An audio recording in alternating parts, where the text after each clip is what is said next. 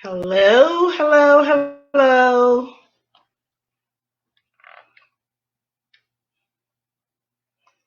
Good afternoon, everyone. I want to welcome my Facebook viewers, and I also want to welcome my YouTube viewers. Again, I want to welcome my Facebook viewers and my YouTube viewers. Thank you for joining me. And for those who are going to be watching the replay, thank you so much for joining me on Facebook and on YouTube. Today, as I mentioned the last week's broadcast, today we're going to be talking a little bit more about credit. And this week we're going to be talking about how to improve your credit score. We talked about the different components last week, so you can go ahead and watch that video either on my Facebook page or on YouTube.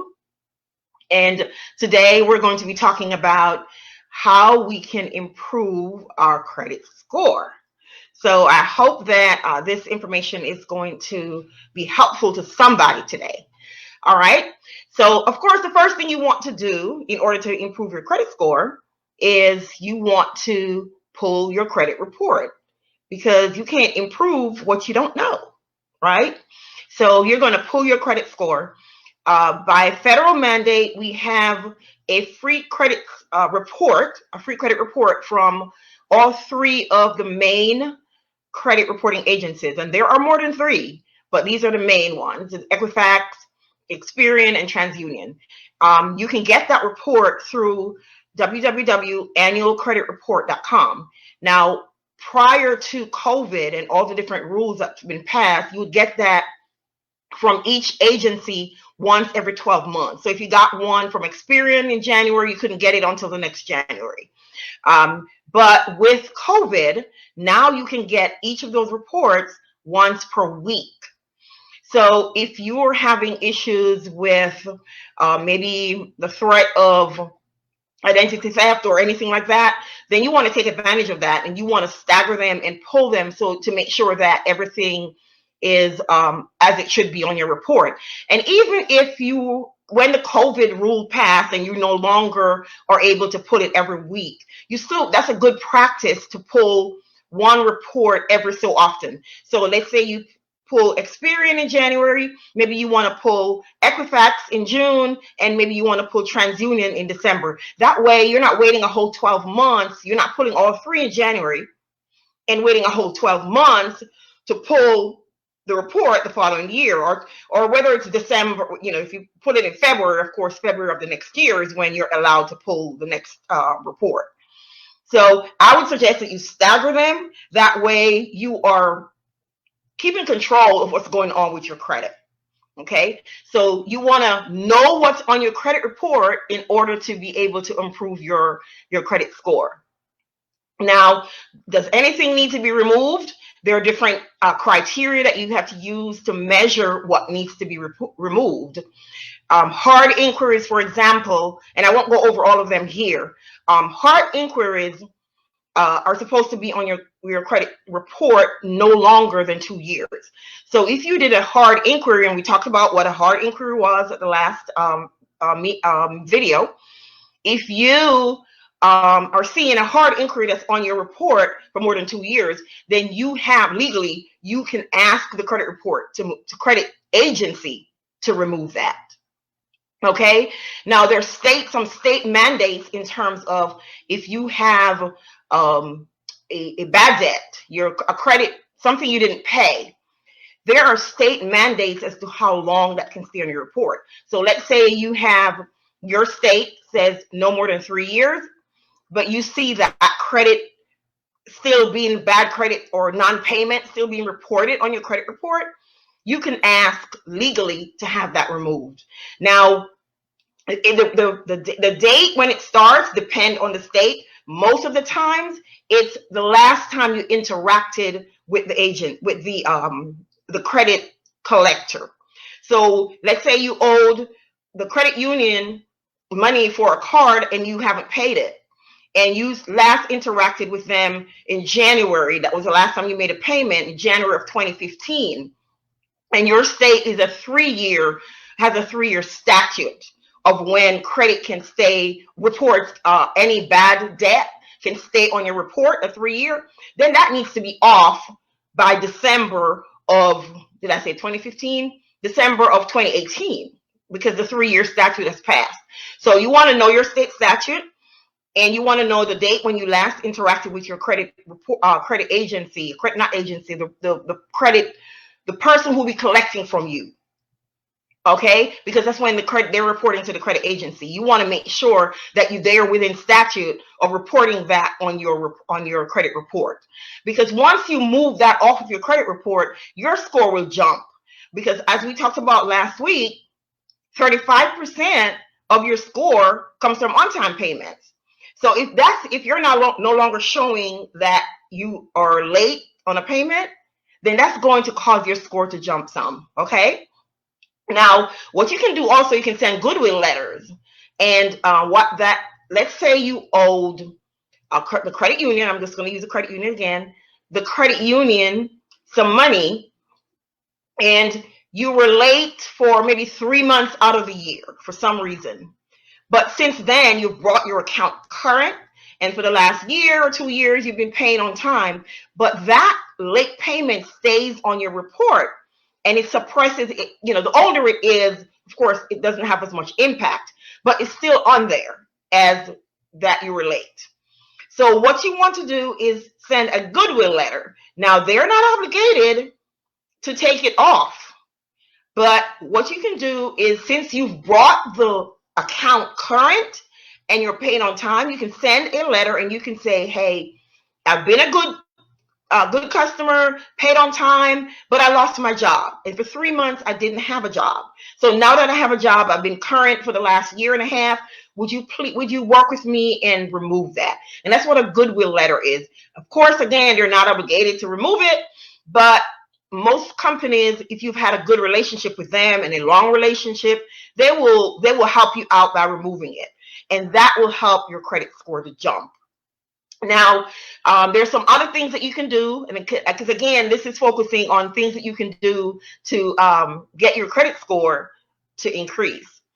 Another thing you can do is Experian Boost, and I talked a little bit about that last week. Experian Boost is only if you know your lender is going to use Experian, and they're using the older Experian reporting model as to pull your credit. Because if they're using another company, TransUnion or Equifax, then Experian Boost is not going to help you. So check out my other video that I did last week to see how Experian Boost, the pros and cons of Experian Boost. Okay. Another thing that you can do is Self-Lender. And Self-Lender, what you're doing with Self-Lender is they are making a deposit for you in an account. And typically it's a CD. They're making a deposit for you.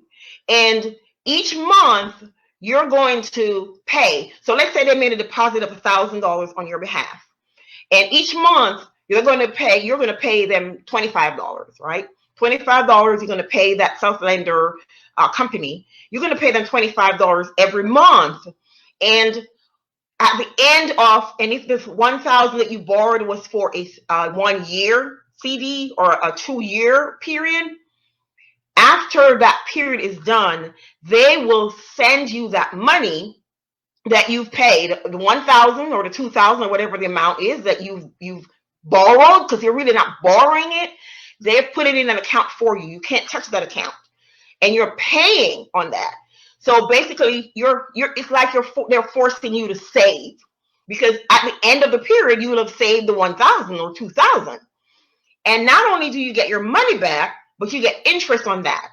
The good thing about it is that they are reporting those payments to the credit bureau. So now you have on-time payments, which will help your credit score, because 35% of your credit score is dependent on on-time payments.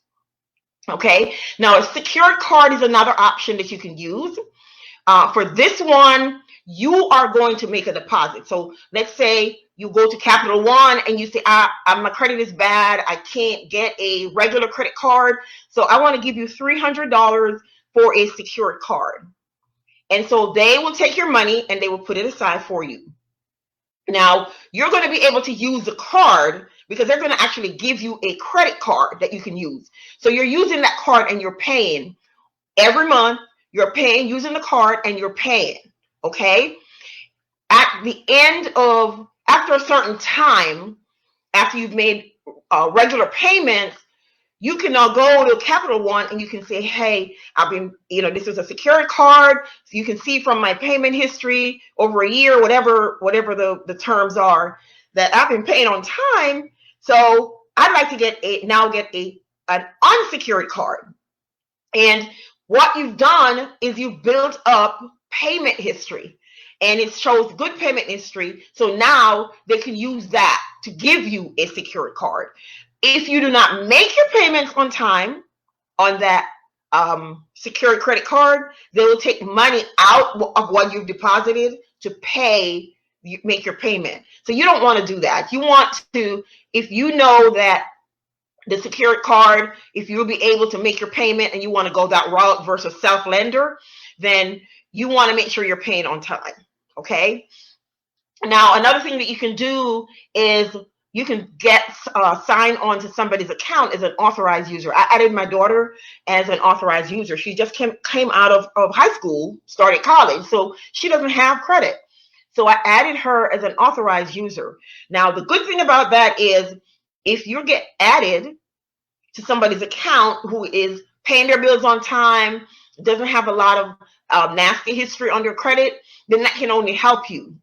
But if you get added and it's somebody whose credit payments are spotty, then you're going to be in the worst position because that's going to impact you. So you want to make sure that whoever you get on their account for as an authorized user, that you're signing on as an authorized user on somebody's account that has good payment history, good ethics when it comes to paying their bills on time. Okay. And of course, paying your bills on time, which goes without saying, is going to help your credit score. Now, also, if you have another thing that you can do is, let's say you have a collections on your account. If the credit, let's say you have a collection for $1,000, and your original creditor is, say, Macy's. After a certain period of time, Macy's is like, okay, this person is not paying me, so I'm going to sell it to a creditor. Now, they usually sell for pennies on the dollar. So the $1,000 that you owed before is probably now bought by somebody for maybe, let's say, $500, right? If that person comes to you now and say, hey, you need to pay, well, first of all, you need to make sure that you validate the amount. Because here's the thing. If an account is sold to several creditors over and over again, they can make errors. The amounts can change. They can mix up your account with somebody else's account. I remember when my ex-husband and I were buying our house, his credit was mixed up with somebody. He would have had to be 6 years old to buy property in Texas when he wasn't even in the country at the time. But his credit was mixed because he has a very common name and he doesn't have a middle name. So it got mixed up. So you want to make sure that you look at your report real clear, examine it with eagle eye. Examine your credit report and make sure that amount and the names and the dates and all of that is correct. And if it's not, then you can dispute it. But what you can do is, everything is okay, then you can say, hey, I don't have 500, but I have 400. Okay? Because they're going to come for you. They're going to come for you for the whole 1,000, but they only paid 500 for your records. So they're going to maybe come to you for the entire 1,000, but because you know the rules of the game and you know they didn't pay the full 1,000 for your records, you're going to say to them, hey, I don't have 1,000, but I can pay you $600. More than likely, they will take it because the only way they won't take it is if their price point was say $700. Let's say they paid $700 for it, and you were offering $600. They probably would try to negotiate up to $700 or more because they want to make their money back, which is that third party agency that's bought your loan from the original creditor. So if you're in that position, then you can negotiate with them to try to pay. Say, hey, I don't have $2,000, but I have $600, and you could possibly get that payment. You can possibly clear that loan or that bill with that. The only thing though is it's possibly going to stay on your credit report, even though you've paid it now. It's possibly going to stay on your credit report, because guess what? If I'm a third party person buying your loan from, say, the credit union, and I get my $600, I don't care. I don't care if it stays on your credit or not. I bought the loan for a discount and I got my money. I don't care. So but you can actually still send a letter and ask to have it removed. You can ask to have it removed. If it's not valid and you ask to have it removed, they need to respond within 30 days. They might not respond because they've gotten their money, and that way it will be removed because they did not meet the guidelines for responding within 30 days. But if it is valid and they didn't respond, you've got to prove to the credit reporting agency that it's valid, and they possibly won't remove it. So there are different options. I mean, and even these things that I'm telling you, there are different options depending on your situation that you can use, different things, different avenues that you can use to get things off your credit report and cause your score to jump. Okay. Now, here's another thing. Credit utilization is 30% of your credit score. We talked about that last week. So if maybe you don't have bad debt, maybe you don't have some old credit that you haven't paid, medical bills or whatever that you haven't paid, everything is paid, but your utilization is high. So you have a credit card that's $1,000 and you use $900, and you're consistently using that. You can go to your creditor and you can say, hey, I've been paying on time. I think it would help if my credit limit were increased. And if your credit limit is increased, then that now boosts your utilization. So if you're using $500 on a $1,000 credit card, that's 50%. But now if you're using $1,000 on a $5,000 credit card, that's 20%, right? So your utilization is now lower. So those are some of the things that you can consider to help jump your credit score. And again, you want to check your credit score, because you might think your credit report, you might think, oh, well, I'm not in bankruptcy. I'm not, I'm not in danger of maybe my credit being hacked or anything like that. But you want to check, because there are times when the credit reporting agency mixes up people's credit. They mix up people's account.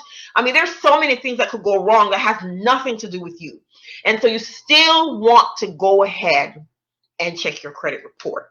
So those are the things that I wanted to kind of quickly share with you today.